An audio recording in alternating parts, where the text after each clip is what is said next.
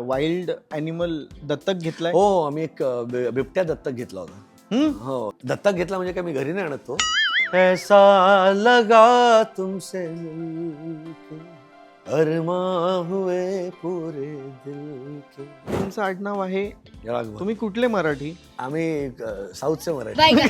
राघवन आहे ना, हे माझं आडनाव नाहीये. राघवन हे माझ्या वडिलांचं नाव आहे. चिन्मय सुमित राघवन करतात. अरे नाही रे बाबा, टेलिव्हिजनचे ते दिवस स्वप्नवतच होते. एक घोडा लावून ठेवला होता, त्याच्यावर रवी चोपडा स्वतः वर यायचे मला चहा घेऊन, म्हणजे हात चोळायचे. आणि ही माणुसकी आहे ना, ही फार महत्वाची. बाकी आपण कामं करतच असतो रे, पण आम्हाला धर्मेंद्रचं डुप्लिकेट मिळत नाही. माझी सुरुवात झाली डुप्लिकेट म्हणून. जास्त वगैरे नाही करत रे, त्यांनी कधी बघितलं असतं मला तर मारलं असतं मला. कोणाकोणाची आवाज काढायचं? माझ्या मते सगळ्यांचे सेमच काढायचे. मिमिक्री करणं म्हणजे चेष्टा करणं. अच्छा, असं वाटायचं नाही, असं माझं ठाम मत आहे. सुनील ग्रोवर जे करतो, असं वाटतं की तो माणूस स्वतः उभा आहे तिकडे. हे खूप कठीण आहे आणि हे फार महत्वाचं आहे. बरं, जेव्हा केलं शूट तेव्हा ते अजिबात नाही चाललं. ते आलं गेलं कळलंही नाही, आणि त्याच्यानंतर जे काय त्याचं झालंय ते असता काय.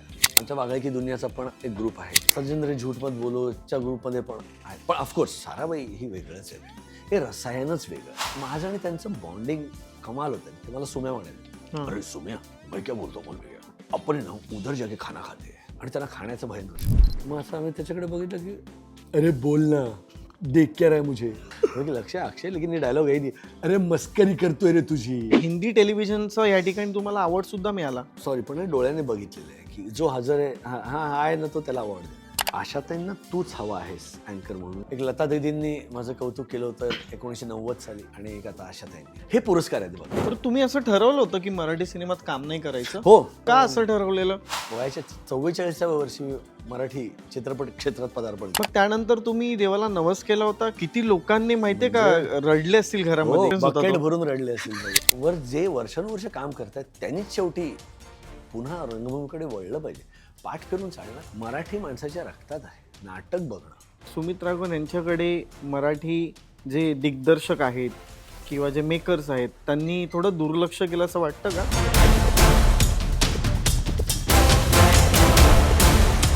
नमस्कार मित्रांनो. एखादा कलाकार कसा असावा ज्याच्याकडे पाहता क्षणी प्रेक्षकांच्या चेहऱ्यावरती स्मित हास्य यावं, त्याला पाहता क्षणी आपल्याला आपण त्याच्यामधले आहोत असा भास होणारा अभिनेता असावा, ज्याने नवरस कोळून प्यायला असावं आणि प्रत्येक त्याच्या पात्रांमध्ये तो परिपूर्ण न्याय देणारा असावा. कदाचित ह्या कलाकाराकडे पाहून एक गोष्ट मात्र नक्कीच रसिक प्रेक्षक म्हणतील की नाना रुची रसिका दे नाट्य पुरे समाधान. कारण याच कलाकाराने भारतीय टेलिव्हिजनवरती अधिराज्य गाजवलं. अवघ्या 9 वर्षाचा असताना त्यांनी भारतीय टेलिव्हिजनवरती पदार्पण केलं आणि संपूर्ण भारतभर प्रेक्षकांची मनं जिंकली. अशा एका हरहुन्नरी कलाकाराला आपण आमंत्रित करूया आपल्या नो फिल्टरमध्ये. नमस्कार मित्रांनो, मी तुमचा दोस्त आणि फिल्मी होस्ट सागर तुमचं स्वागत करतो लोकमत फिल्मीवर. आणि आज आपल्यासोबत आहेत अभिनेते सुमित राघवन. नमस्कार. नमस्कार सुमित दादा, खूप खूप स्वागत आहे सर. म्हणजे काय म्हणावं आता तुमच्याबद्दल, तुमच्या कारकिर्दीबद्दल. सर्वप्रथम तुम्ही फार छान दिसताय. थँक्यू. इस फिटनेस का राज क्या है? इस फिटनेस का राज घर का खाना है. घरचं जेवावं आणि कधीतरी एखादा बटाटा वडा चोरून खावा. नाही पण काय ते खरं तर आहे ना, ते म्हणतात ना की तुमच्या जीन्समध्ये ते असावं. माझे वडील हे असे शिडशिडीत आहेत, तर त्यामुळे बहुतेक ते वडिलांकडनं आलेलं आहे. पण नाही, पण नट म्हणून तुम्हाला थोडे एक्स्ट्रा प्रयत्न करावे लागतात. तुम्हाला जिभेवर ताबा ठेवावाच लागतो, आणि जिभेवर खरं तर 24 तास ताबाच ठेवला पाहिजे, कारण हल्ली तुम्ही काही बोललं तरी तुमची खैर नाही. तर त्यामुळे खाण्याच्या बाबतीत असू दे किंवा बोलण्याच्या बाबतीत असू दे, जिभेवर ताबा फार महत्त्वाचा आहे. बरं, मला सुरुवातीला विचारावंसं वाटतं की वय वर्ष 9 आणि B.R. चोप्रा ह्यांची मालिका, हो, इतकी मोठी मालिका, हो. कशी मिळाली ती मालिका?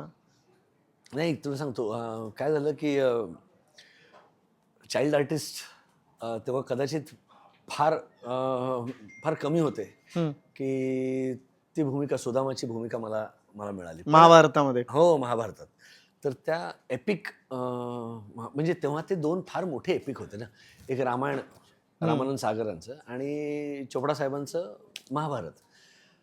तर त्यामुळे टेलिव्हिजनचे ते दिवस हे स्वप्नवतच होते. म्हणजे मी अनुभवलंय की बुनियाद असेल किंवा ये जो जिंदगी असेल, ह्या मालिका जेव्हा सुरू व्हायच्या ना तेव्हा शुकशुकाट असायचा आपल्या रस्त्यांवर. महाभारत असू दे, रामायण असू दे, शुकशुकाट रस्त्यांवर रे. म्हणजे अनबिलिव्हेबल. बुनियादचा शेवटचा एपिसोड होता तेव्हा लाईट गेली तर तो रिटेलिकास्ट केला एपिसोड त्यावेळेला. म्हणजे असं होतं टेलिव्हिजन. तर त्यामुळे मला जेव्हा हा रोल, मला काही नाही, मला फोन आला चोपडा साहेबांच्या ऑफिसमधून आणि तेव्हा तर काय आपले लँडलाईन ना. तर आईने फोन घेतला आणि हो म्हणजे मी जाऊन भेटलो खारला. चोपडा साहेबांचं ऑफिस खारला का जुहूला मला आता आठवत नाही. तर त्यांना जाऊन भेटलो आणि रवी चोपडा त्यांचे सुपुत्र, वॉट अ मॅन यार. म्हणजे ही पिढीच नाही राहिली रे आता. म्हणजे घरंदाजपणा, एक बोलण्याची, म्हणजे मी तर केवढा रे, मी ते टिल्ल्या होतो रे, पण तरी ते माझ्याशी इतकं प्रेमाने बोलायचे. शूटच्या वेळेला इतकी काळजी घेतली त्यांनी माझी. त्याच्यात ते पावसात भिजण्याचा सीन होता रे. तर मला झाडावर बसवलं होतं आणि सतत तो रेन ना आर्टिफिशियल आपल्या त्या शॉवरने टाकत होते. आणि रात्री चायना क्रीकला, म्हणजे आत्ता तर खूप कन्स्ट्रक्शन झालं आहे. म्हणजे आता घोडबंदरला जाताना तुम्हाला तो बोर्ड दिसत पण नाही. चेना क्रीक असं बोर्डच, एक जंगलच होतं तिकडे. आणि त्या जंगलात शूट करायचं. तिकडे आम्ही शूट केलंय तो अख्खा सीन. आणि मी असं कुडकुडत होतो रे. आणि सुदामाच्या अंगावर काय कपडे, एक उपरणं आणि खाली धोतर, आणि ते सगळंच पावसामुळे चिकटलं होतं अंगाला. त्यामुळे इतकी थंडी वाजत होती. तर एक घोडा लावून ठेवला होता, त्याच्यावरनं रवी चोपडा स्वतः वर यायचे मला चहा घेऊन की चहा पे, आणि मग असे माझे हात चोळायचे. आणि काय कमाल. आणि ही जी काय ही माणुसकी आहे ना, ही फार महत्त्वाची. बाकी आपण कामं करतच असतो रे, पण लोकांना जपणं हे मी शिकलो त्याच्यातनं. हो स्वीट. बरं मग अभिनयाची सुरुवात कधी झाली? अरे त्याच्यात म्हणजे शाळेत वगैरे बालनाट्य वगैरे करायचं? नाही, त्याच्यामध्ये प्रश्नच येत नाही. शाळा म्हणजे आमच्याकडे ही फॅकल्टीज नव्हती. चेंबूर कर्नाटक हायस्कूल मधला मी मुलगा. कर्नाटक हायस्कूल म्हणजे? हा, म्हणजे तिकडे 2 माध्यम होते, हा, एक इंग्लिश आणि एक कन्नडा. हा. तर मी इंग्लिश मीडियम मध्ये शिकलो. तर तिकडे असं ही काहीच की बाबा ॲन्युअल डेला किंवा वार्षिक दिनाला काहीतरी नाटक बसवे वगैरे ही पद्धतच नव्हती. काहीतरी आपले टिपिकल ते डान्स बिन्स आमचे असायचे. मी गायचो, तर मग असं झालं की ते कळतं ना शाळेमध्ये पसरतं ते. तर फावल्या वेळात ऑफ पिरियडला, अरे call that Sumit Raghavan from 8A. असं मग सुमित राघवन त्या ज्या वर्गामध्ये सध्या टीचर नाही तिकडे जाऊन करून मनोरंजन करायचं त्या लेक्चर त्या तासापुरते ना. तर हे असंच फक्त हेच काय ती आमची एक्स्ट्रा करिक्युलर ॲक्टिव्हिटी, बाकी काहीच नाही. त्यामुळे अभिनय कुठून शिकलो असं म्हणशील तर नाही, मी शिकलो नाही अभिनय. किंवा संधी कुठे मिळाली म्हणशील तर नाही, संधी नाही मिळाली. कारण शाळेत जसं तुला सांगितलं तसा काही संबंधच नव्हता. मग शिबिराला गेलो सुलभा मावशीच्या चंद्रशालेत, आविष्कार छबिलदास शाळेत आपल्या आयडियल बुक डेपोच्या गल्लीत.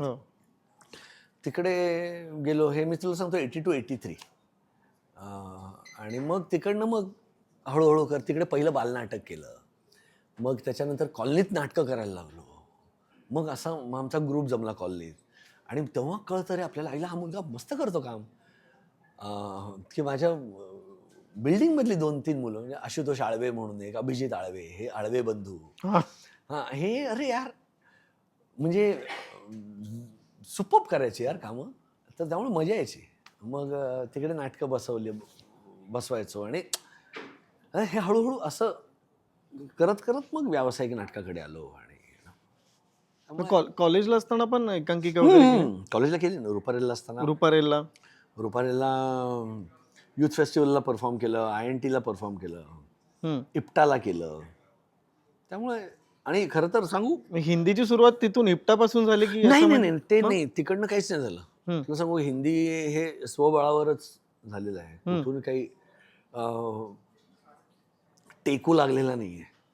नाटक ऑफकोर्स INT केलं आणि तिकडे प्रशांत दळवी परीक्षक होता आणि त्यांनी बघितलं. तेव्हा चंदू मुलगा शोधत होता, चंदू कुलकर्णी, आणि प्रशांतने माझं नाव सुचवलं आणि मग मी मोहन काकांना भेटलो, वाघांना, आणि मग ती सगळी यंत्रणा तशी सुरू झाली. पण हिंदीचं म्हणशील तर मी असं काही वेगळा स्ट्रगल केला नाही. ते आपसूक काम मिळत गेलं मला. म्हणजे आपण आता सचिनजींबद्दल बोलत होतो, तर सचिनजींनी मला आधी एक प्रोजेक्ट विचारलं ज्याच्यामध्ये ते स्पूफ्स करायचे. 1 2 3 हा 1 2 3 हा तर त्याच्यामध्ये त्याच्यामध्ये मी हिंदी धर्मेंद्र व्हायचो नेहमी. हा मी धर्मेंद्र, आपली किशोरी हेमा मालिनी व्हायची, हो. किशोरी गोडबोले. तर त्यामुळे तिकडनं ते सुरू झालं. मग सचिनजींनीच अजून एक प्रोजेक्ट केला, हातकर्दी. त्याच्यामध्ये ड्रायव्हरची भूमिका होती. तर आपण ते थ्रू आउट 104 एपिसोड हो, तुम्ही हो, होतात आणि घरातला ड्रायव्हर घरातला ड्रायव्हर, आणि त्यामुळे असं हळूहळू. पण मग 1 2 3 चा किस्सा असा आहे की तुम्ही धर्मेंद्र यांची भूमिका करायचा, बरोबर आहे, पण तुमच्या बॉडी स्ट्रक्चरकडे बघितलं तर तुम्ही धर्मेंद्र वाटत नाही. पण मी श्रीराम लागू पण वाटत नाही नाही असं नाही नाही, नाही, तसं बघायला हे बघ, माझ्या मते ना नटाचं तेच वैशिष्ट्य असावं ना, की तो त्याच्यासारखा दिसतो म्हणून त्याला रोल मिळतो, ह्याला काही अर्थ नाहीये. तो त्याच्यासारखा दिसत नाही पण तरी तो ते करतो. मग ती भूमिका जेव्हा आली होती त्यावेळेला मग आपण दिसत नाही, पण मग आपण धर्मेंद्र कशा पद्धतीने दाखवणार? तुला माहितीये का, हे ना मी उगाचच केलं की मला सचिनजी म्हणाले, निशी कामात सुद्धा कारणीभूत आहे याच्यासाठी. आज निशी नाही आपल्यामध्ये, तर निशी ने माझी ओळख करून दिली सचिनजींची. आणि मग सचिनजींच्या जुहूच्या ऑफिसमध्ये बसलो. ते म्हणाले की सुमित, मी असं असं करतोय, तू धर्मेंद्र करशील का? धर्मेंद्र करशील का म्हणजे, अरे मी ना असे स्पूफ्स करतोय रे, तर सगळे जे डुप्लिकेट आहेत ना, पण आम्हाला धर्मेंद्रचं डुप्लिकेट मिळत नाहीये, तर माझी सुरुवात झाली डुप्लिकेट म्हणून. पण आणि तेव्हा मला आवाज बिवाज काढणं, म्हणजे मिमिक्री करायचो रे मी. कोणाकोणाचे आवाज काढायचे तेव्हा? माझ्या मते सगळ्यांचे सेमच काढायचो मी.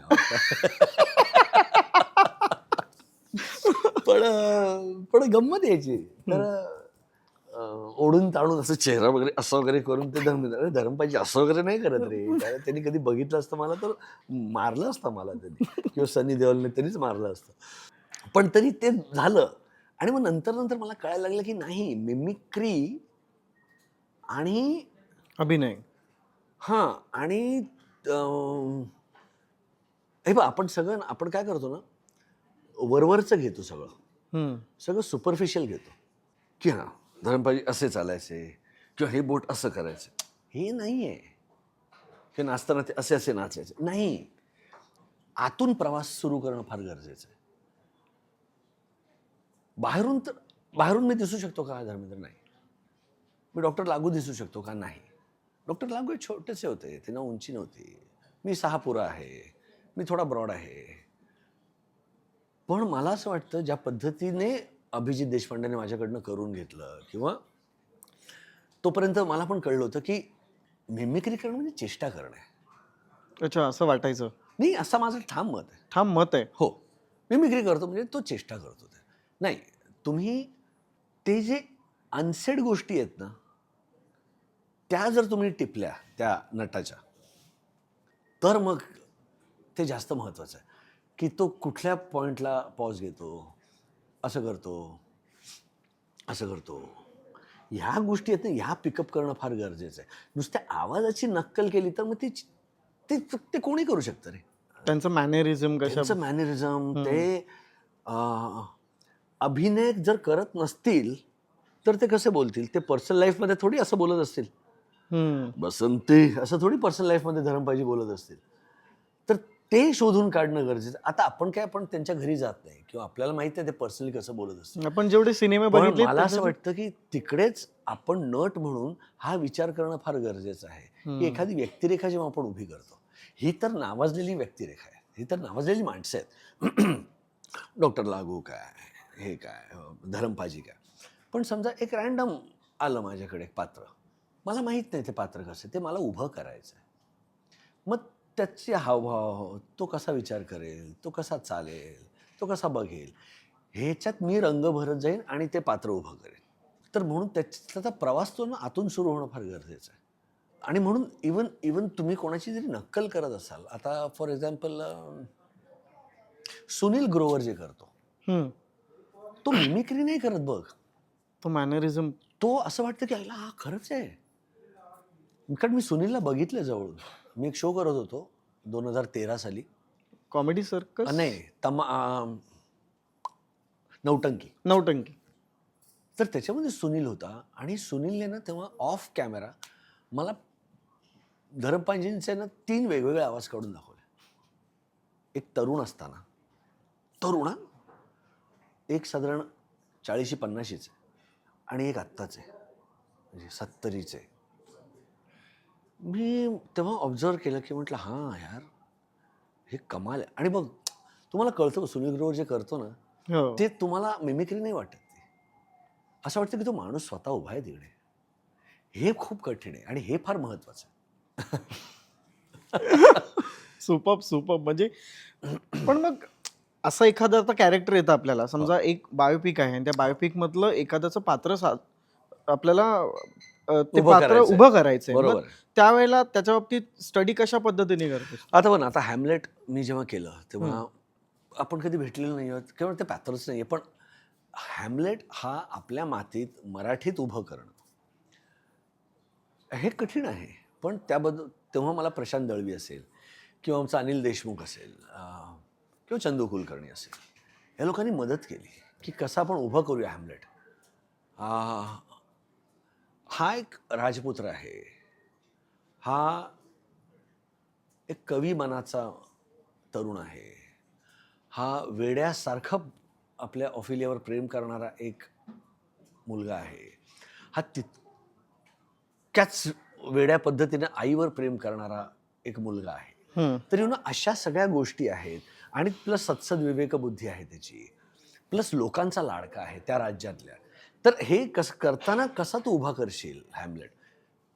तर त्याच्यामध्ये मग आम्ही रंग भरत गेलो आणि मग तो बाज येणं, तो त्याची ग्रेस येणं आणि सगळ्यांना आपलंसं करणं, सगळ्यांचा लाडका, सगळ्यांबद्दल कणव असणारा, मित्राला जपणारा, पण ॲट द सेम टाईम सूड भावना आहे की माझ्या काकानेच माझ्या वडिलांचा खून केलेला आहे, ही कुठेतरी आहे. आणि तो काय मारू शकला नसता का? तो मारू शकला असता, डायरेक्ट त्यांनी गर्दन छाटली असती, पण नाही, तो नाही करत तसं. कारण तो कुठेतरी आतमध्ये चांगला आहे. तो म्हणतो की नाही, थांब थांब थांब, वेळ येईल असं म्हणून त्याने. तर त्यामुळे मला असं वाटतं की हा जो प्रवास आहे ना, हा खूप गमतीशीर आहे आणि खूप मजेशीर आहे की. आणि म्हणून रिहर्सलमध्ये जे नाटक उभं राहतं आणि नंतर प्रयोगागणिक तुम्हाला काही ना काहीतरी सापडत जातं. पण मग लागूनची भूमिका करत असताना काय ह्या सगळ्या गोष्टींचा अभ्यास केला होता? लागूनची भूमिका करत असताना मी एकतर डॉक्टरांना जाऊन भेटलो. सांगलीला मी शूटिंगला जात होतो तेव्हा वाटेत त्यांना पुण्याला जाऊन भेटलो, त्यांचे आशीर्वाद घेतले, त्यांना सांगितलं मी असं असं करतोय. फार खुश झाले. त्यांना तेव्हा अल्झायमर्स ॲडव्हान्स स्टेजमध्ये होता, त्यामुळे त्यांना फारसं कळलं नाही तेव्हा पहिल्यांदा. पण नंतर जेव्हा त्यांना मी काशीनाथ घाणेकर ह्या नावाचा जेव्हा मी उच्चार केला ना, तेव्हा सडनली ते असे 50 वर्ष मागे गेले आणि त्यांना सगळं खाडखाड आठवत गेलं. तर त्यामुळे ती एक गंमत असते की तुमच्या मनातला एक कोपरा असतो जो सदैव तो एव्हरग्रीन असतो. तुम्ही काही जरी केलं तुम्हाला काही काही आठवणी ना या तुम्हाला झोपेत जरी विचारल्या तरी तुम्ही पटकन सांगू शकता. डॉक्टरांचं तसं झालं. डॉक्टरांनी मला पटापट 1970 1975ला काय काय घडलं हे सगळं मला सांगितलं. आणि मी काय नाही, मी त्यांना फक्त भेटायला गेलो होतो कारण त्यांना ऑब्झर्व करणं, कारण मी त्या वयातले लागू करत नव्हतो ना, मी तारुण्यातले लागू करत होतो. बरोबर. 1960 1965 साली जेव्हा ते 40-50 वर्षांचे होते, 40 वर्षांचे होते. आणि मला ते उगाच वगैरे असं ती चेष्टा नव्हती करायची त्यांची, ती मिमिक्री झाली पुन्हा मी तेच सांगतो. नाही, चाणाक्ष बुद्धी, प्रोग्रेसिव्ह थिंकिंग, स्वतःची डॉक्टरी सोडून पुन्हा रंगभूमीने त्यांना भुरळ घातली, ते सगळा गाशा गुंडाळला ईस्ट आफ्रिकेला आणि ते पुन्हा इथे आले आणि वयाच्या 39व्या वर्षी त्यांनी नटसम्राट करायला घेतलं. ही जी पॅशन आहे ती, किंवा ॲक्टिंग स्कूल बघ किती वेगवेगळं होतं, की एक डॉक्टर घाणेकर आणि एक डॉक्टर लागू, दोघे डॉक्टर तसं बघायला गेलं तर, हो. बरोबर आहे. पण Kashinath Ghanekar plain to the gallery, loud flamboyant acting. Doctor Ghanekar हे थोडं खूप कमी आतल्या आत करणारे. त्यांचं म्हणणं असं आहे की रडणं फार सोपं आहे, पण जितकं तुम्ही आत रडाल ना तितकं ते लांबपर्यंत पोचतं. नुसतं घाळघाळ डोळ्यातनं पाणी आलं तर मग यू गिव्ह अवे.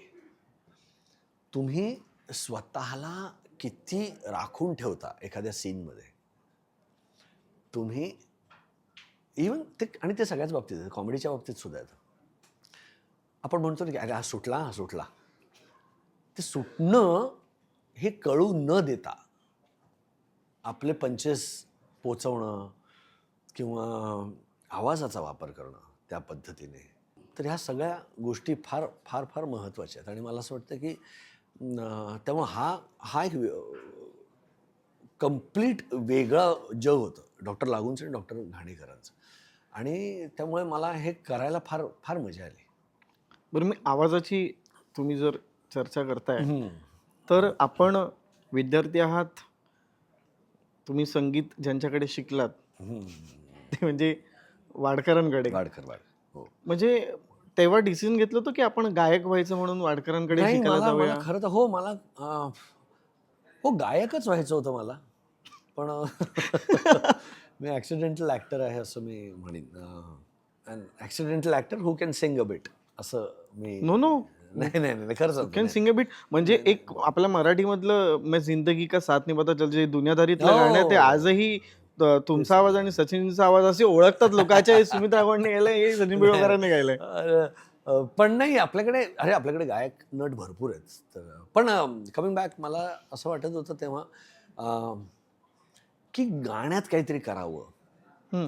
आणि म्हणून आणि सुरेशजींकडे होतो मी, 2-2.5 वर्ष होतो मी. आणि तिकडे म्हटलं, मी सुरेशजींना बघत होतो आणि सुरेशजी माझ्यासाठी देवासमान आहेत ते. तर सुरेशजींकडे गाणं शिकताना मी असं नेहमी त्यांच्याकडे बघायचो की काय यार, की एकीकडे ते प्लेबॅक सिंगिंग पण करतात, कमर्शियल गाणी गातात, पण ॲट द सेम टाईम ही जी भक्ती आहे ना क्लासिकल संगीतावर, की आवाजावर. आणि आजच त्यांचा एक इंटरव्ह्यू बघत होतो, त्यांना तो इंटरव्ह्यूवर तुझ्यासारखा त्यांनी प्रश्न विचारला की तो आपको इतने अच्छे अच्छे गाणे मिले. तर ते म्हणलं की नाही, मैंने कोशिश की. हे जी काही नम्रता आहे ना, की मी प्रयत्न केला, लोकांना ते आवडलं, हे दाखवतं की तुमच्यातला तो शिष्य, स्टुडंट अजूनही जिवंत आहे. आणि मला ते फार महत्त्वाचं वाटतं की आपण अरे मैं अभी मुझे सब आता है, की संपलं तुमचं. तुम्ही प्रयत्नच करत राहायचं. मी कालचा प्रयोग मी आज मी चांगला करण्याचा प्रयत्न करेन.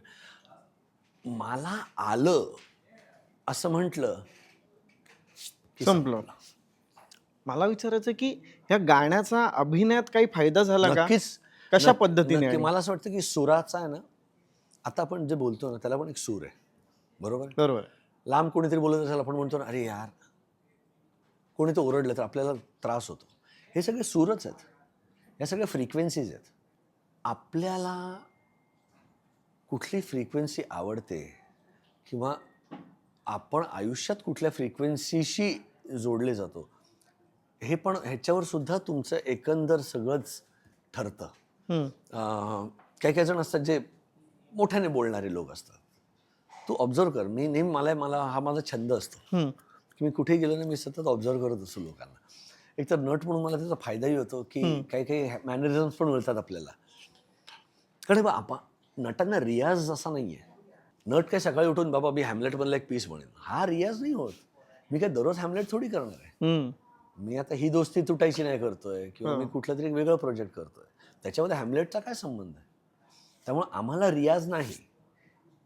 मग रियाज काय तो ऑब्झर्वेशन करणं. रियाज काय तो अनुभव आणि तुमचं ऑब्झर्वेशन, तुमच्या गाठीशी असलेला अनुभव. आणि म्हणून कान, नाक, डोळे हे सतत तुमची ज्ञानेंद्रिय तल्लख तासून तासून त्यांना तुम्ही शार्प करणं गरजेचं आहे, की हा कसा बोलतो, हा कसा वागतो, तर काय फ्रिक्वेन्सी आहे, अच्छा ही मजेशीर आहे, हा आवाज मजेशीर आहे, हा पण जरा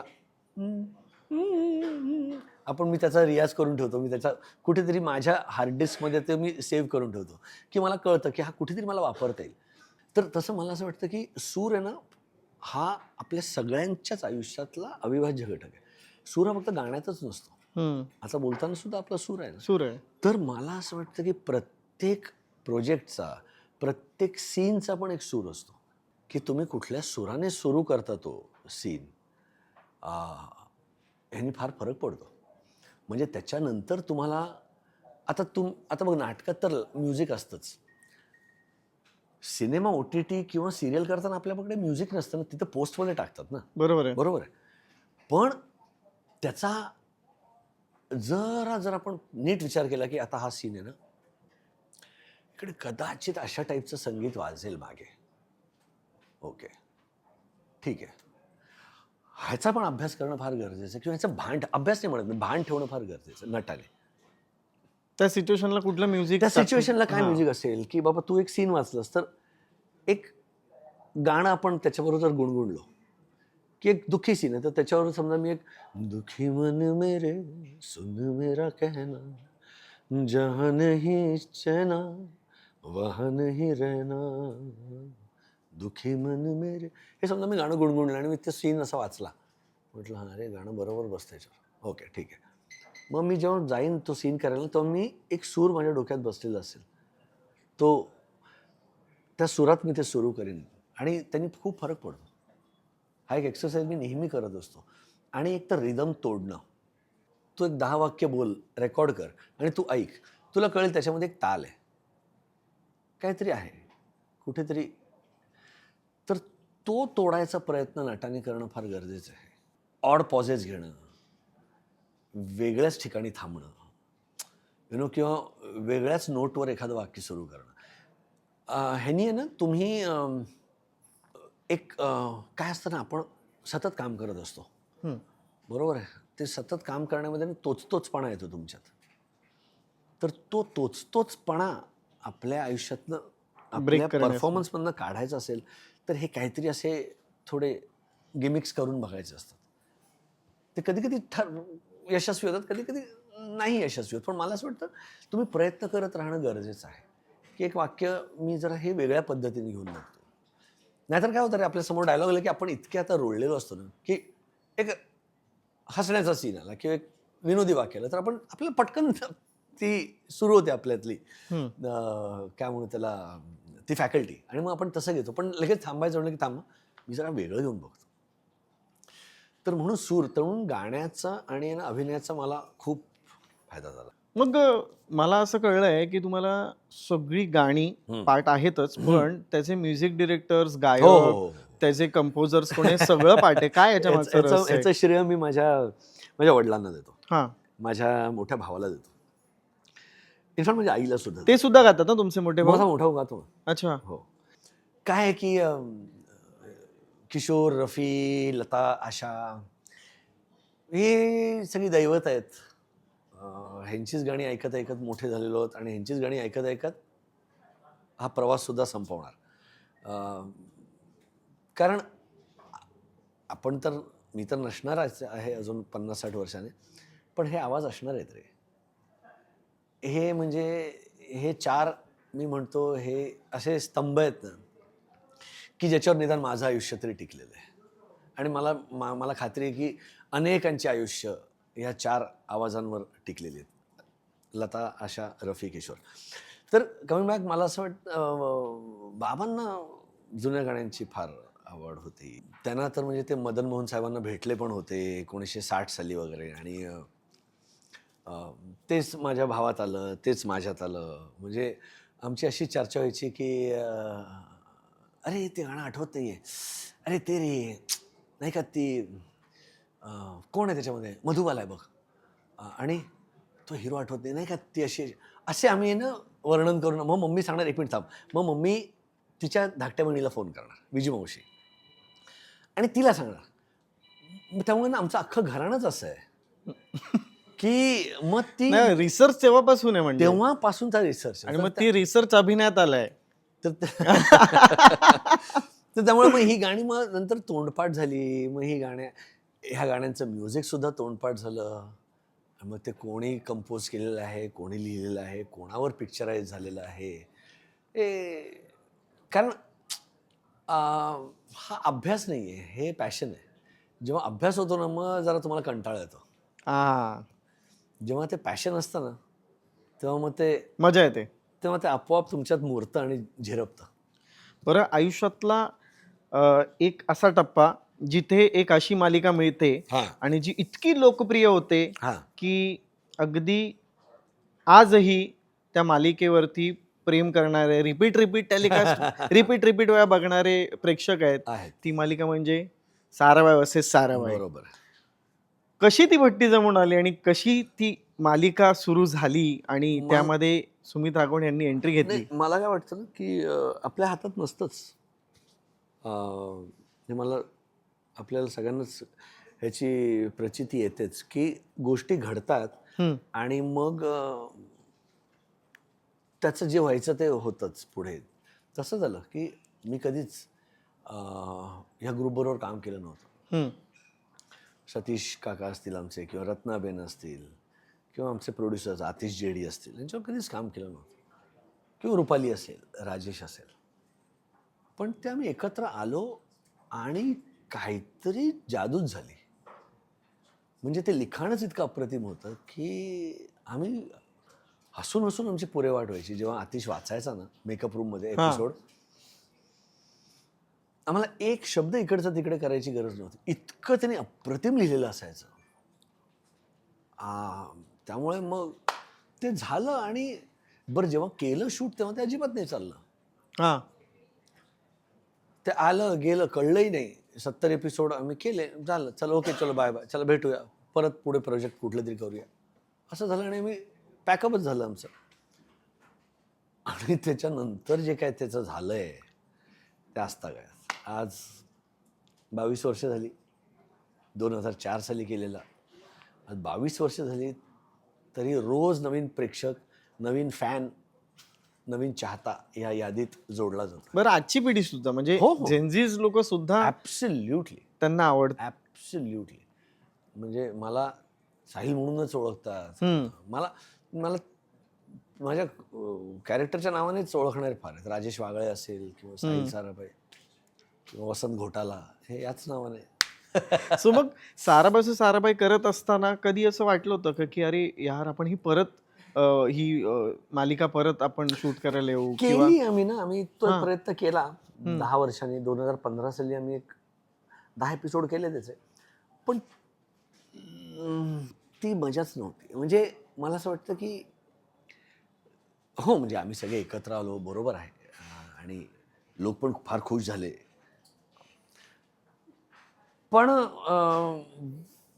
वो जो बात थी वो, पण तेव्हा ती मालिका चालली नाही. आता परत नंतर लोक रिपीट बघून ती चालते. काय वाटतं, काय लोकांचा बघण्याचा दृष्टिकोन असेल त्यावेळेला आणि आता? मला असं वाटतं की लोकांना आहे ना तो ह्युमर कळायला थोडा वेळ लागला.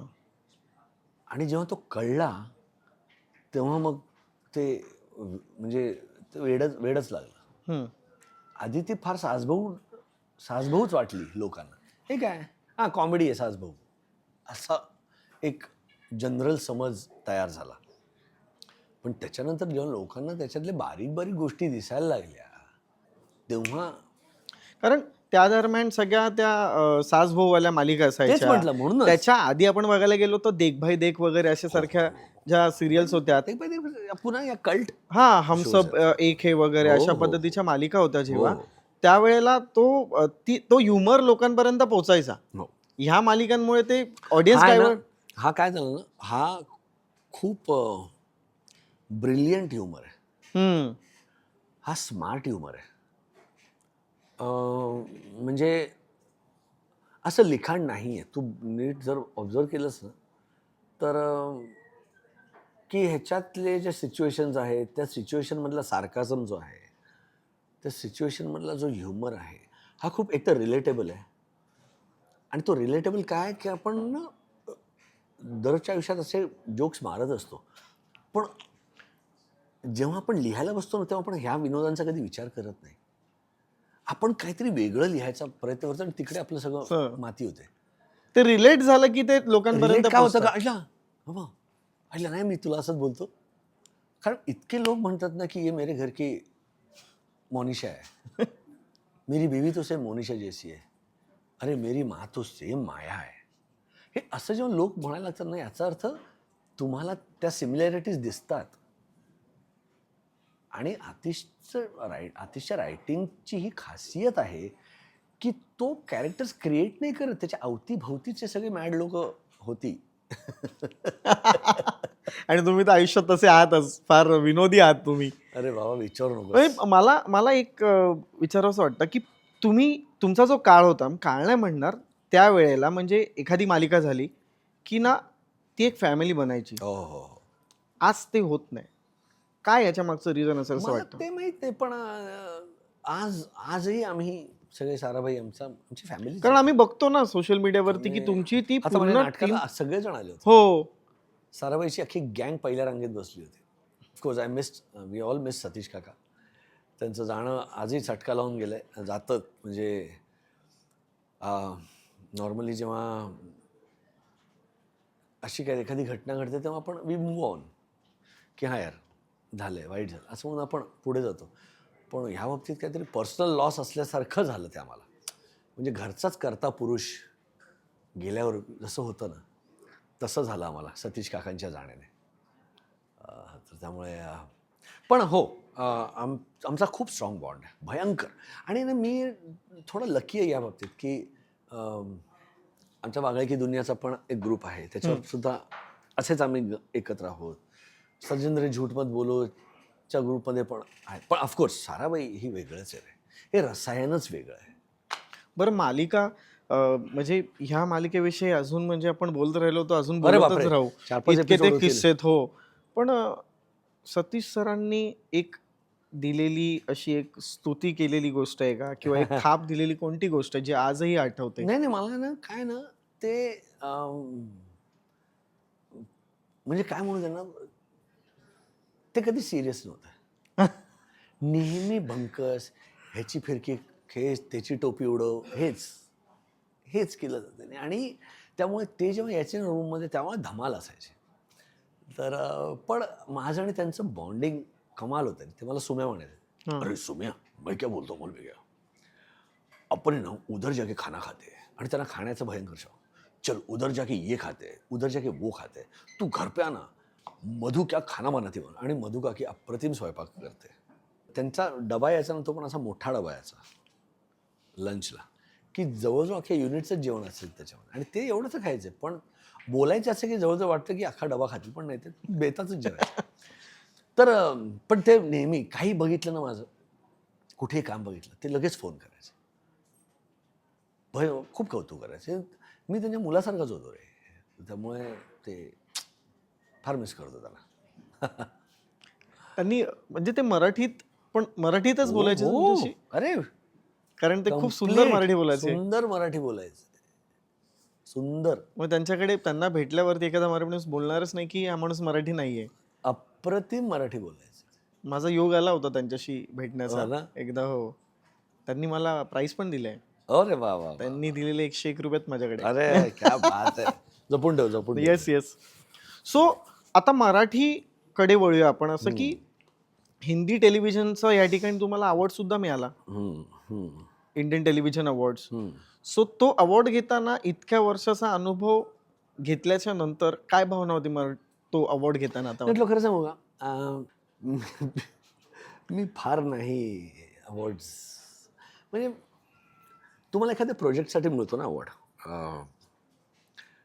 आणि मी हे सॉरी पण हे डोळ्याने बघितलेलं आहे की जो हजर आहे हा आहे ना तो त्याला अवॉर्ड द्या. तर त्यामुळे मला काही फारसं, असं कुठे होतं, मराठीत की हिंदीमध्ये? मला असं वाटतं की सगळीकडेच होत असेल.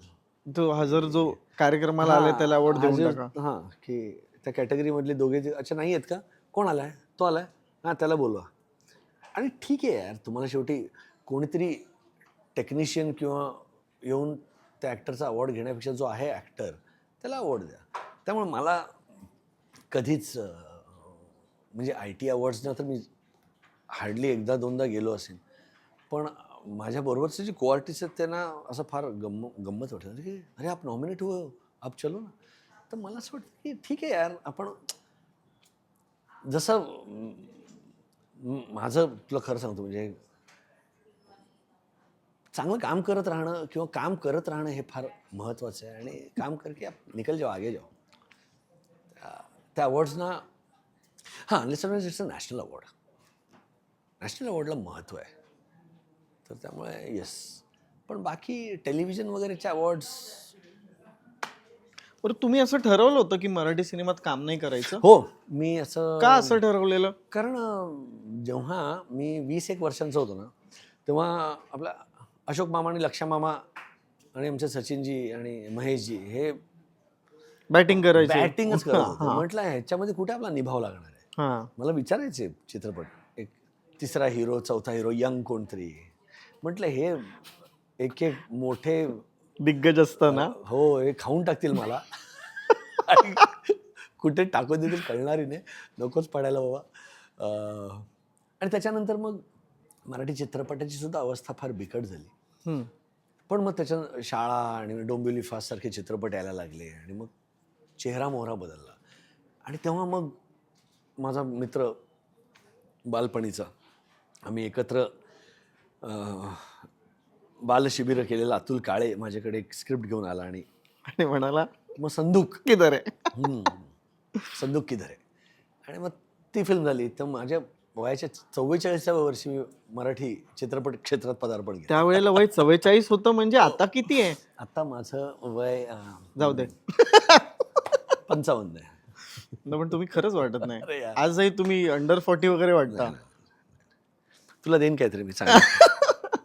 पण मग संदूक संदूक सिनेमा तुम्ही केलात आणि संदूक तितका फार गाजला नाही अरे हो सिनेमा. रे. आणि पण मला एक फार अभिमानाने सांगावंसं वाटतं की त्यामधलं जे एक रोमॅन्टिक सॉन्ग आहे अरे ते आजही प्रत्येकाच्या सोशल मीडियावरती आपल्याला पाहायला तेच मिळतं. झालं की जेव्हा आलं चांद तू नभातला, तेव्हा ते पुन्हा इतकं नाही गाजलं. कारण जसं तू म्हणाल तसं पिक्चर नाही झाला. असं माझ्या फार मनात होतं की हा रिलीज करावा, आता एकदा रिलीज करून बघावा. पण ठीक आहे, एनिवे. आणि आज ते चांद तू नभातलाचे मॅशअप्स होत आहेत, रील्स होत आहेत, कोणी काही टाकलं की ते बॅकग्राऊंडला ते गाणं टाकतायत. तर त्यामुळे मजा आहे. त्यामुळे मला फार बरं वाटतं. आणि खूप चांगली आणि हाय बजेटची फिल्म होती ती तेव्हाची. आणि उत्तम झाली होती. उत्तम झाली तो होती. काळ ते अतुलने फार छान आणला उभा होता केला आणि होता. राखला होता.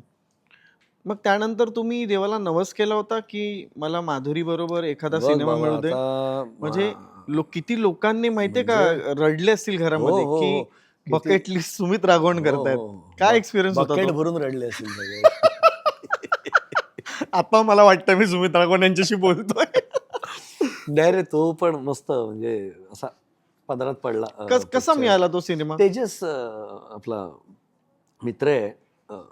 तर माझ्या जिममध्येच वर्कआउट करायचं. तर तो म्हणा की सुमित, आता एक फिल्म मी लिहिली आहे, मी डिरेक्ट पण करणार आहे. वाच की माधुरी दीक्षित.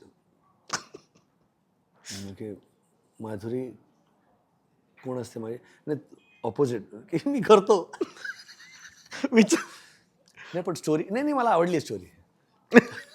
ऐकली पण नव्हती तेव्हा.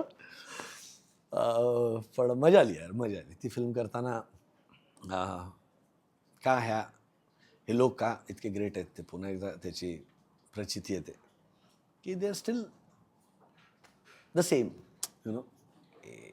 पॅशन आहे, दिग्दर्शक मोठा, ही भावना फार महत्त्वाची आहे. सजेशन्स देतील, पण जर दिग्दर्शक म्हणाला की नको माधुरी मॅम आपण हे असंच करू, ओके ठीक आहे. आय मीन पण मजा. त्यामुळे त्याच्यातलं ते एक रोमॅन्टिक गाणं करताना पण फार मजा आली. पण असं नाही वाटत का की सुमित राघवन यांच्याकडे मराठी जे दिग्दर्शक आहेत किंवा जे मेकर्स आहेत त्यांनी थोडं दुर्लक्ष केलं असं वाटतं का? मला नाही वाटत. मला नाही वाटत. मला असं वाटतं की जो काम आना है वो आता है आपके पास. आणि सगळे मित्रच आहेत रे. मराठीची ती एक चांगली गोष्ट आहे ना की आपण सगळेच एकमेकांना 30-30, 35-35 वर्ष ओळखतो रे. हम्म. त्यामुळे कदाचित मी हिंदीत, अरे बाबा हा हिंदी टेलिव्हिजनमध्ये व्यस्त, आणि ते खरंच आहे. हम्म. मी आता वागळे की दुनिया केलं तेव्हा 4.5 वर्ष मी वागले की तुम्ही महिन्यातले 27-28 दिवस 1365 एपिसोड तिकडे बिझी होतो. ती पण मालिका म्हणजे परत आली होती हो, खूप हो, वर्षांनी, हो. आणि त्यानंतर आपल्याला नवीन वागळे पाहायला हो, मिळाले. Yes yes. जुने वागळे आणि नवीन वागळे एकत्र. एकत्र एकत्र. तर त्यामुळे मला असं वाटतं की उत्तम चित्रपट होत आहेत मराठीत, आणि असं असं कोणी मुद्दामून डावलणार नाही, किंवा कारण शेवटी अरे एकतर काय ना, आपल्या मराठीमध्ये स्टार व्हॅल्यू नाही आपल्याकडे. आपल्याकडे स्क्रिप्ट ड्रिव्हन असतात, तर त्यामुळे सगळे इतके तगडे नट आहेत. तर त्यामुळे फार आय मीन तू म्हणतोस ना की सगळेजण पण तो रोल करताना, ते रोल जगताना तुम्हाला दिसतात. हम्म. आता तू जे फिल्म्स बघितले असतील त्याच्यामधले, म्हणजे सुबोध बघणार आहे आपला. हो. सुबोधने इतके बायोपिक्स केले. तो काय काम, काय ऍक्टर आहे यार. Terrific तुम्ही actor. एकत्र केलात ना काम आम्ही आता एकत्र- संगीत मानप्पांमध्ये? संगीत पानापान केलं, डॉक्टर काशीनाथ घाणेकर केलं घाणेकर, यार. हो. म्हणजे काय टेरिफिक ऍक्टर आहे सुबोध. प्रसाद आपला टेरिफिक ऍक्टर आहे यार हे. तर त्यामुळे आपण तोडीस तोड आहोत टॅलेंटच्या बाबतीत. हो. मी तर म्हणून आपण वरचढ आहोत मराठीतले नट. आपले जे मराठी कलाकार असतात त्यांना हिंदीमध्ये एक वेगळा मान मिळतो का त्यांच्यासाठी सगळे सिमिलर असतात? मला असं ऐकलंय की मग मराठी कलाकार असेल, स्टेज ऍक्टर असेल, तर तो त्याला थोडं दचकून असतात नाही वगैरे. नाही, असं काही नाही रे. आता ते सगळेच एव्हरीबडी इज, आय मीन हिंदीमधली पण यार ॲक्टर्स काय कमाल आहेत करतात यार. राजकुमार राव असेल किंवा आयुष्मान खुराना असेल, किंवा हे टेरिफिक ॲक्टर्स आहेत यार. लास्ट मराठी फिल्म कोणती पाहिली होती थिएटरमध्ये जाऊन?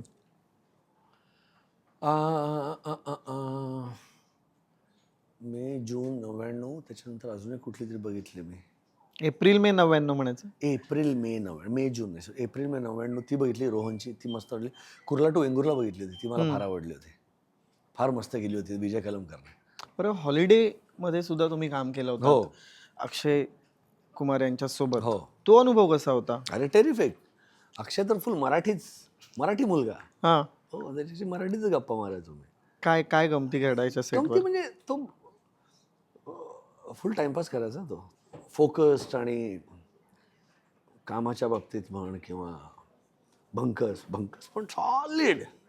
बाप रे बाप. आणि प्लेन फेस्ड बंकस रे. की मी आता बंकस करतोय कळायचंच नाही. म्हणजे त्याचं काहीतरी ना असं डायलॉग बोलून की हा कुठे होता डायलॉग. मग असं आम्ही त्याच्याकडे बघितलं की बोलो ना, अरे बोल ना, देख क्या रहा है मुझे असं. अक्षय लेकिन ये डायलॉग आहे नाही.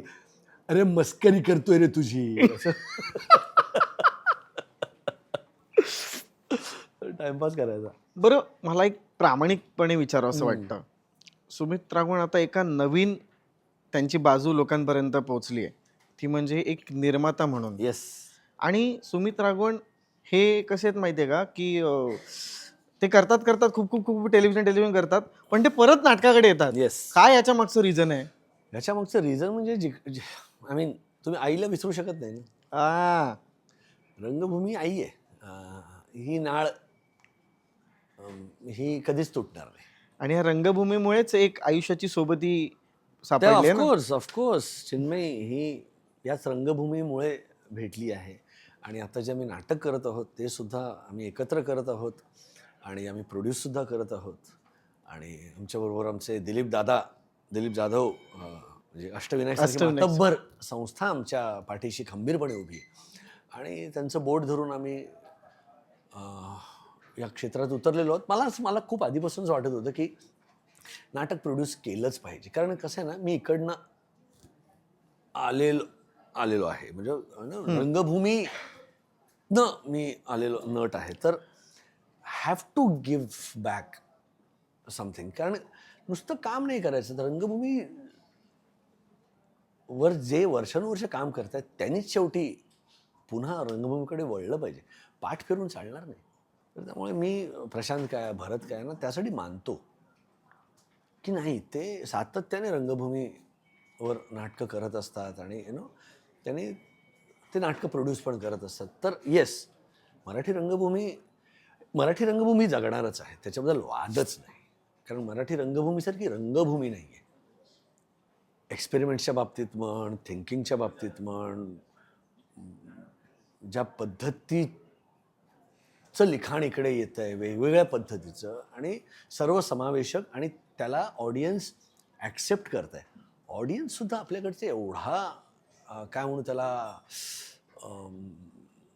बडे दिलवाला आहे ना की त्यांना आवडतं त्यांना. आणि आजच्या घडीला जो 54 नाटकं सुरू आहेत आणि काय यार एकापेक्षा एक नाटक लोक नाटक बघायला जात आहेत. नाटक तीच ना ती आपल्या ते रक्तातच आहे. मराठी माणसाच्या रक्तात आहे नाटक बघणं. नाटक हे एक काय म्हणू त्याला एक अविभाज्य घटक आहे मराठी माणसाच्या आयुष्यात.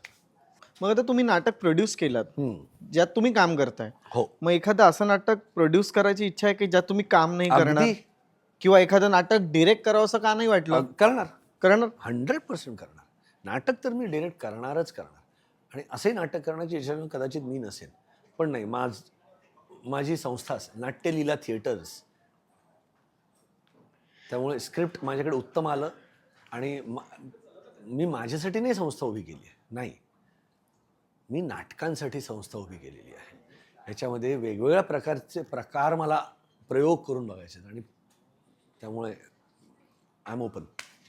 मला हे विचारायचं होतं की इतक्या तुमच्या टेलिव्हिजन तुम्ही इतकी वर्ष करताय, त्यानंतर मराठी सिनेमे करताय, पण जर मी असं म्हटलं टेलिव्हिजन, सिनेमा, नाटक ह्यामध्ये डिप्लोमॅटिक उत्तर नको आहे. टेलिव्हिजन, सिनेमा, नाटक ह्यामधून फक्त एकच गोष्ट निवडायची असेल तर ती काय असेल? नाटक. खरंच नाटक निवड. टेलिव्हिजन, सिनेमा नाही निवडणार किंवा OTT नाही निवडणार.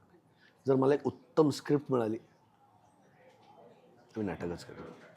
बरं, तुमचं आडनाव आहे राघवन. राघवन. तुम्ही कुठले मराठी? आम्ही साऊथचे मराठी. म्हणजे हा काय किस्सा आहे? नाही म्हणजे मी काय करतो तमिळ. हा, हो, माझे वडील तमिळ आहेत, माझी आई कर्नाटकातली कन्नडा आहे. पण मी महाराष्ट्राचा आहे.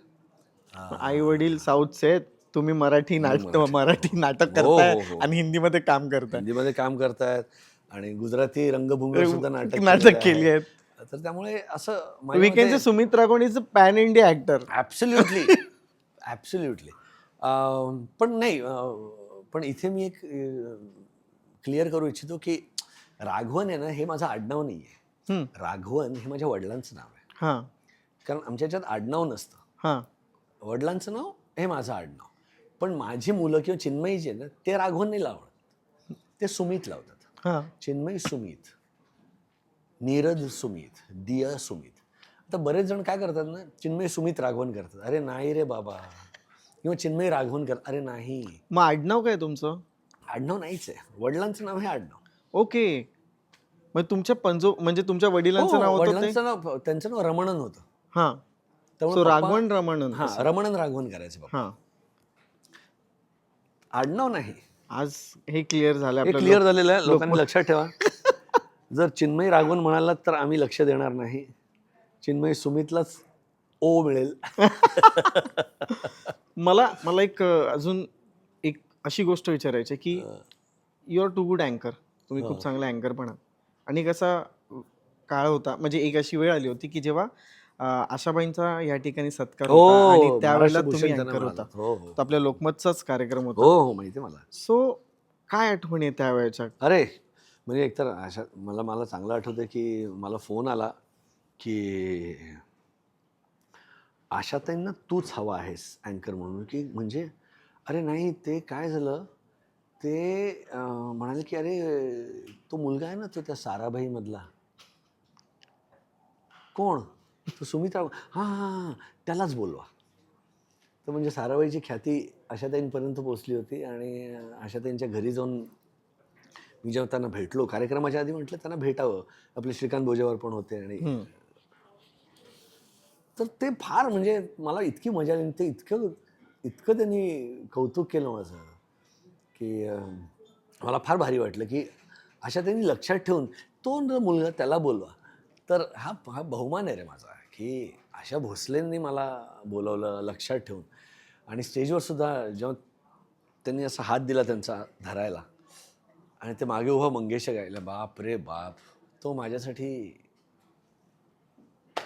म्हणजे ह्या दोन बहिणींची हे जे काय संगीतातले काय म्हणजे सरस्वती त्याला शब्दच नाही.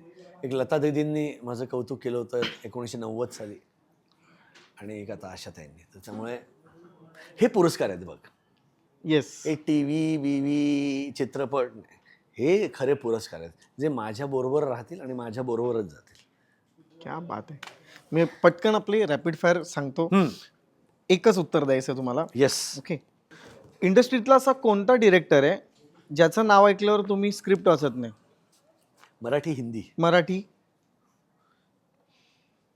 नाही. अरे हा काय ना, आता फॉर एक्झाम्पल रोहन माफुसकर, सॉरी हा म्हणजे रॅपिड फायरचा प्रश्न नाही होऊ शकत माझ्यासाठी. कारण आता रोहन माफुसकर असेल किंवा विजय कलमकर असेल, आता ह्यांना काही मी ओळखत नाही. बरोबर आहे. पण ह्यांनी जे काम केलं ते टेरिफिक केलं यार. त्यामुळे जरा हे कठीण होईल. पण तरी तुझ्या प्रश्नाचं उत्तर देतो मी. दत्ता काका असतील ना, राजदत्त. मी जर 40 वर्षांपूर्वी, अरे तुला माहिती आहे परवा कालच्या प्रयोगाला आले होते दत्ता काका आमच्या. 94 वर्षाचा माणूस. मी जेव्हा नाचत खाली येतो ना तेव्हा ते उभे राहिले आणि माझ्यावर ते नाचलेत. तर कमिंग बॅक, राजदत्त हे उत्तर आहे. आणि हिंदीमध्ये? संजय लीला बन्साली. क्या बात आहे. सोशल मीडियावरती जे ट्रोलिंग्स होतात त्याला काय उत्तर द्याल एका वाक्यामध्ये?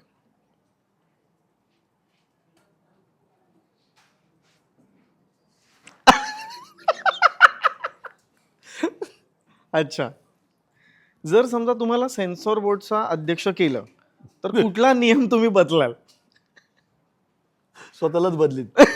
नाही, नॉट डिप्लोमॅटिक बोललो ना. कोणता नियम?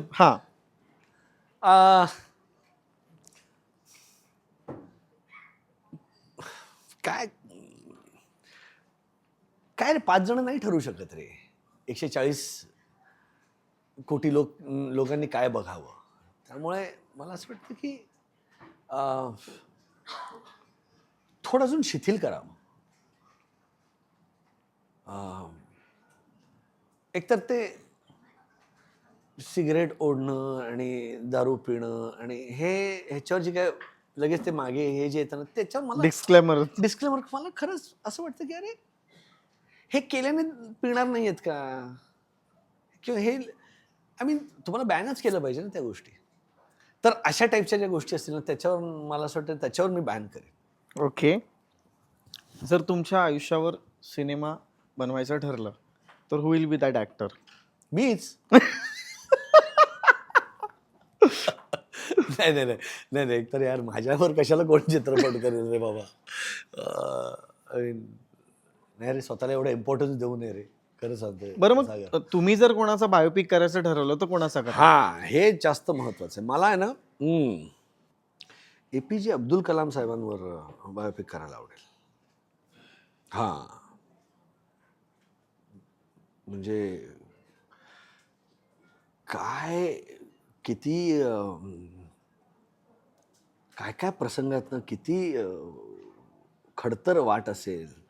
आणि किंवा ती एक बाई आहेत की त्यांनी फक्त जंगलं वाढवली आहेत जिकडे जाऊल तिकडे, आणि ते पण आपल्या भारतीय बियाण जिकडे तिकडे त्यांनी ना हे केलेलं. त्यांना आता पुरस्कार सुद्धा मिळाला, राष्ट्रपती पुरस्कार. तर अशा लोकांवर मला बायोपिक करायला आवडेल. जे समाजासाठी काहीतरी करू इच्छितात, निसर्गासाठी काहीतरी करू इच्छितात.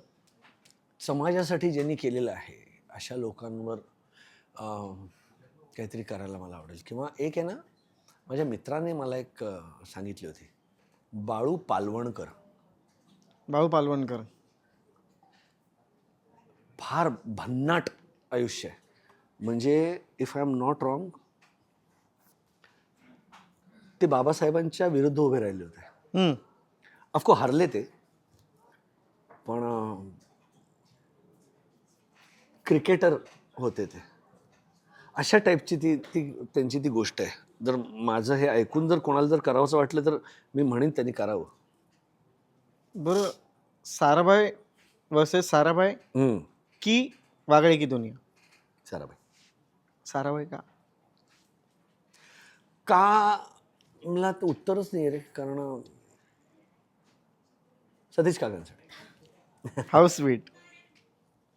एखादा सिनेमा बघितला आणि तो सिनेमा बघत असताना असं कधी वाटलंय का की अरे यार हा रोल मी करायला पाहिजे होतो, ह्याने फार माती केली आहे? असं नाही, असं असं लहानपणी वाटायचं. मला तो सदमा मधला कमल हसनचा रोल करायचा. पण नंतर नंतर आपल्याला आपली ज्या लायकी कळते की नाही रे बाबा, कमल हसन आहेत ते. पण मला असं वाटतं की कुठलाही चार्ली चॅप्लिन हा माझ्या मते सर्वात मोठा नट माझ्या लेखी.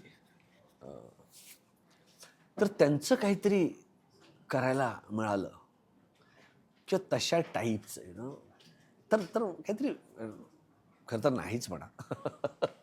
हे स्वप्नरंजन म्हणता येईल. एखादं वाडकरांचं गाणं जर समजा रिलीज करायचं झालं हां, तर ते गाणं कोणतं तुम्हाला गायला आवडेल? तुमसे मिलकर. कैसा लगा तुमसे मिलकर. एक दोन ओळी. तुमसे मिलके ऐसा लगा तुमसे मिलके, अरमां हुए पूरे दिल के. तुमसे मिलके ऐसा लगा तुमसे मिलके, अरमां हुए पूरे दिल के. ऐ मेरी जाने वफा, तेरी मेरी मेरी तेरी एक जान, साथ तेरे रहेंगे सदा, तुमसे न होंगे जुदा. क्या बात आहे. थँक्यू. मला जाता एक गोष्ट तुम्हाला विचारायची आहे की आम्ही असं ऐकलंय की तुम्ही फार पेट लोकांना जपता हो हो हो. आणि तुम्ही काहीतरी असं कोणी तुम्हाला फोन करतं कधीही की अरे इथे असं झालंय, इथे मांजरीला असं झालंय, इथे कुत्र्याला असं झालंय, आणि तुम्ही काय प्लॅनिंग आहे तुमचं? असं काहीतरी प्लॅनिंग आहे असं मला कुठून मला पुढे जाऊन स्वतः एक शेल्टर सुरू करायचं आहे हां या सगळ्याच भटक्या जीवांसाठी. मग त्याच्यामुळे नुसते कुत्री मांजरीच नाहीत, तर कबूतर जरी असेल, चिमणी जरी असेल, तरी मला असं वाटतं की आपण नाही त्यांची काळजी घेणार तर कोण घेणार. ते सुद्धा आपल्या या फूड चेनचा एक भाग आहेत. माणूस फार सेल्फिश आहे रे, फक्त स्वतःबद्दल विचार करतोय, ह्यांचा नाही कोणी विचार करत. त्यामुळे माझ्या गाडीमध्ये औषधं असतात, माझ्या गाडीमध्ये खाणं असतं, आणि माझे असे काही ग्रुप्स आहेत की जे सदैव तयार असतात. त्यामुळे माझ्या पार्ल्यातल्या मांजरींना आम्ही न्यूटर करत असतो आणि ते मी स्वतःच खर्च करत असतो. मला नाही आवडत कोणाकडे पैसे मागायला. म्हणजे मी काही काही प्रोजेक्टसुद्धा असेच करतो की ज्यांचे मी पैसे डायरेक्ट तिकडे वळते करतो. मी असंही ऐकलं तुम्ही काहीतरी एक वाईल्ड ॲनिमल दत्तक घेतलाय? हो, आम्ही एक बिबट्या दत्तक घेतला होता. हो, 2 बॅक टू बॅक. एक दत्तक घेतला म्हणजे काय मी घरी नाही आणत तो. कसं ते? की दररोज पार्ल्यात फिरतो बिबट्या घेऊन.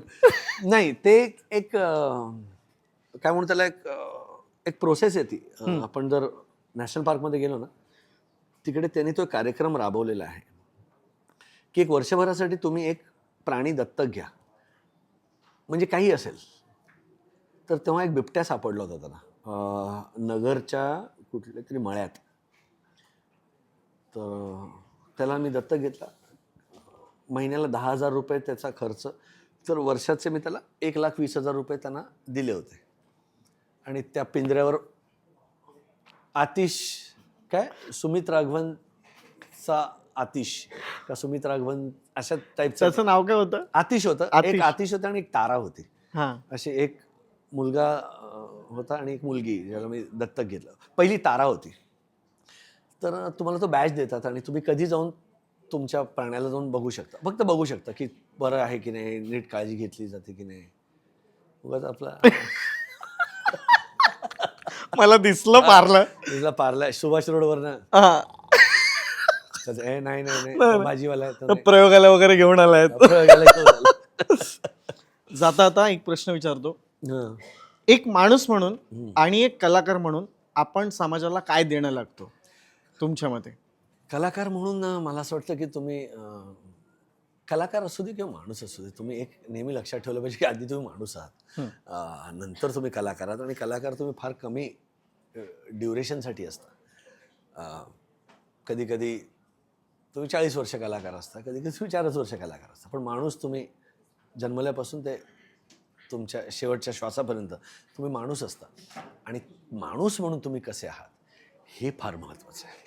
कलाकार पडद्यावर तुम्ही वेगवेगळे रोल्स करत असता, पण तिकडनं आल्यानंतर पुन्हा तुम्ही सुमित राघवन असता. माझ्याबद्दल म्हणतो, सुमित राघवन समाजासाठी काय करतो, किती समाज भान आहे त्याला, हे फार महत्त्वाचं आहे. आणि उत्तम नट असणं आपल्या हातात नाही आहे, उत्तम माणूस असणं आपल्या हातात आहे. उत्तम गायक असणं आपल्या हातात नाही, पण उत्तम माणूस असणं आपल्या हातात आहे. त्यामुळे ना हे क्लिअर करावं आपण सगळ्यांनी की आपल्याला, तरी त्याला पर्यायच नाही आहे सागर. उत्तम माणूस असण्याला पर्याय नाही आहे. बाकी हां, त्याच्या जागी तो नट घेतला, त्याच्या जागी तो घेतला, ते ठीक आहे, ते दुय्यम आहे. पण घरातनं बाहेर पाऊल टाकल्यावर तुम्ही कसे आहात, सजग नागरिक आहात, तुम्ही कसे काळजी घेता स्वतःची आणि स्वतःबरोबर समाजाची, हे फार महत्त्वाचं आहे. एका वाक्यात जर सुमित राघवन यांना डिस्क्राईब करायचं असेल तर ते काय असेल वाक्य? एका वाक्यात काय, सुमित राघवन काही एवढा मोठा नाही रे, सुमित राघवनला काय डिस्क्राईब करायचं.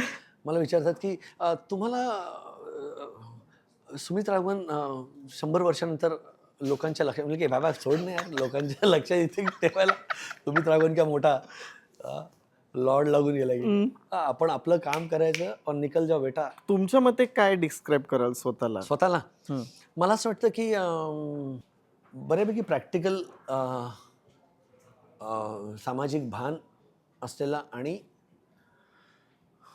प्राण्यांसाठी कणव असलेला Sumit Raghavan. Thank you so much. आज या ठिकाणी खऱ्या अर्थाने नो फिल्टरला तुम्ही छान छान लावलीत आणि खूप तुमचा अनुभव ऐकला आम्ही आणि खूप काही शिकायला मिळालंय. आणि हे खरंच नो फिल्टरला तुम्ही न्याय दिलात असं म्हटलं तरी काही वावगं ठरणार नाही. खूप खूप धन्यवाद लोकमत फिल्मीवर येण्यासाठी, आपल्या नो फिल्टरला चांदण लावण्यासाठी. Thank you so much.